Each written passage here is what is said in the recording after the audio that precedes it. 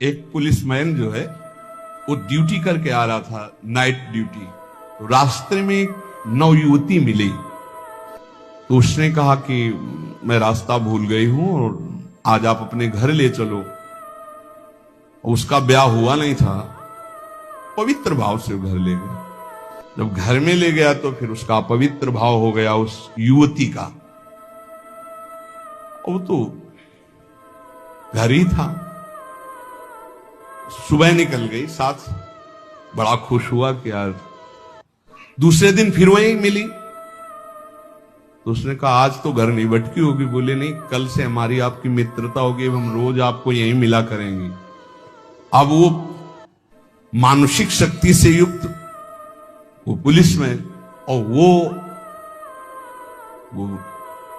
प्रेतियोनि को प्राप्त, जिसे चुड़ैल कहते हैं, ऐसी वो। अब वो तो महीना भर में वो सूख गया, पीला शरीर हो गया।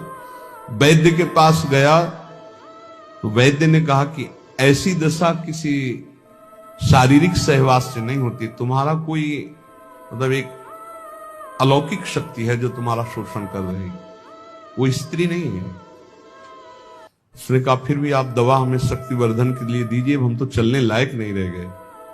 तो पुरानी रद्दी में कहीं गीता जी के कोई परिचय में श्लोक जैसे लिखे तो पुराने उसमें गीता जी के श्लोक, उसमें उसने पुड़िया बना दी। वो पुड़िया ऐसे डाल ली और उसने जाके गुस्सा में दरवाजा बंद कर लिया कि आज से हम मिलेंगे ही नहीं, हमारा तो जीवन ही बर्बाद हो गया।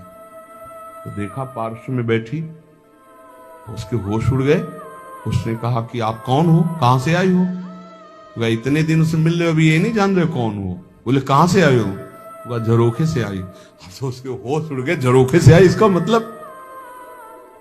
तो उसने कहा दूर क्यों हो, तुम आते ही हमारे को स्पर्श करती थी, आज स्पर्श। बोले पुड़िया हटाओ जेब से। उसने पुड़िया में क्या? बोले इसमें गीता का श्लोक लिखा हुआ है, मैं तुम्हें स्पर्श तब तक नहीं करूंगी जब तक है।